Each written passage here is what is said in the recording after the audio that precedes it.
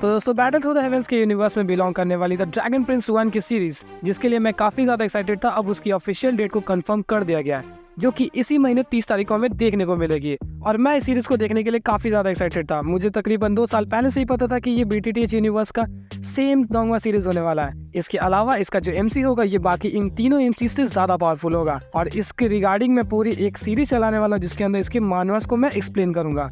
तो अगर आप लोगों को इसकी पूरी मानवर्स एक्सप्लेनेशन चाहिए तो आप लोग मेरे चैनल को सब्सक्राइब मान लो, क्योंकि इसके रिगार्डिंग आगे कई सारी वीडियोस आने वाली है।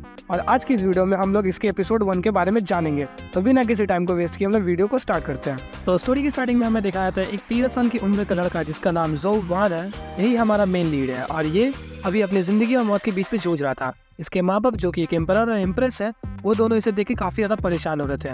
तभी वो डॉक्टर जो इसका इलाज कर रहा था वो उठ के आके बताते हैं कि ये लड़के ने अभी तक अपने 8 प्रिंसिपल्स को नहीं पहचाना है, जिस वजह से इसकी जो लाइफ स्पैन है डे बाई डे कम होती जा रही है।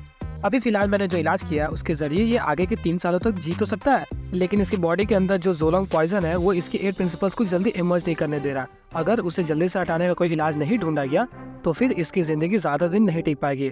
और इन सभी बातों को सुनकर एम्परर ज़ो किंग और उनकी पत्नी काफी ज्यादा उदास हो जाती है। उनकी पत्नी वहीं पर कहने लगती है कि 13 साल की उम्र तक बाकी सभी बच्चे अपने 8 प्रिंसिपल्स को पहचान लेते हैं और अपनी कल्टीवेशन को भी स्टार्ट कर देते हैं, लेकिन हमारा बेटा अभी तक अपने 8 प्रिंसिपल्स को भी नहीं पहचान पाया। तभी ज़ो वन अचानक से उठ के बैठ जाता है और पूछने लगता है कि आखिर ये जोलोंग पॉइजन है क्या, और ये मेरे बॉडी के अंदर आया कहाँ से। और वो बार बार फोर्स करने लगता है उन तीनों को बताने के लिए। तभी वो तीनों लास्ट में हार मानकर उससे पूरी कहानी बताना स्टार्ट करते हैं। ज़ो वन के पिता ने बताया कि कई सालों पहले हमारी रॉयल फैमिली के अंदर में 2 मेजर सेक्ट थी, जिनमें से पहला था वू सेक्ट और दूसरा था हमारा ज़ो सेक्ट, और हम दोनों यहाँ के मेजर पावर हाउसेस में से एक थे। लेकिन अचानक एक भविष्यवाणी हुई जिस वजह से वू फैमिली ने हम लोगों को अलग कर दिया, और डे बाय डे उन लोगों ने लगातार हम पे हमला करना स्टार्ट कर दिया, और हम बिल्कुल समझ नहीं पा रहे थे कि वो लोग हम पे क्यों हमला कर रहे हैं। और जब हम बिल्कुल हारने की कगार पर आ चुके थे तब उन्होंने अचानक से हमला करना बंद कर दिया, और हम बिल्कुल भी नहीं समझ पाए थे कि ऐसा क्यों कर रहे हैं वो।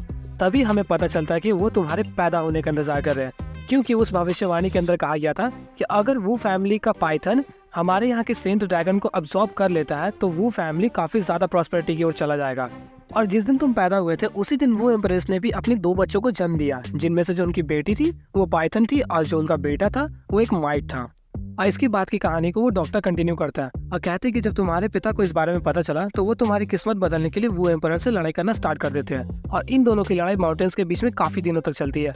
लेकिन वो एम्परर काफी ज्यादा पावरफुल होने की वजह से तुम्हारे पिता को वो हरा देते हैं, और इसी लड़ाई के दौरान तुम्हारे पिता ने अपने एक हाथ को भी खो दिया। उसी दौरान तुम्हारे बॉडी के अंदर का जोलोंग पॉइजन तुम्हें खत्म ना कर दे, इसी डर से महारानी ने अपने लाइफ स्पैन को तुम्हारे अंदर में ट्रांसफर कर दिया, जिस वजह से उनकी उम्र अब घट चुकी है और तुम कुछ दिनों तक जिंदा रह पा रहे हो, और इतने बड़े योगदान के बाद ही तुम अब तक जिंदा हो।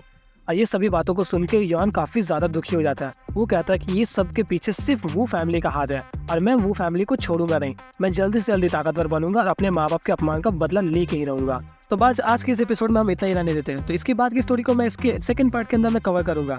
तो आई होप कि आप लोगों को वीडियो अच्छी लगेगी, तो आप इसके ऊपर में एक लाइक जरूर करके जाइएगा। तो मिलते हैं आपसे नेक्स्ट एपिसोड के अंदर, तब तक के लिए गुड बाय।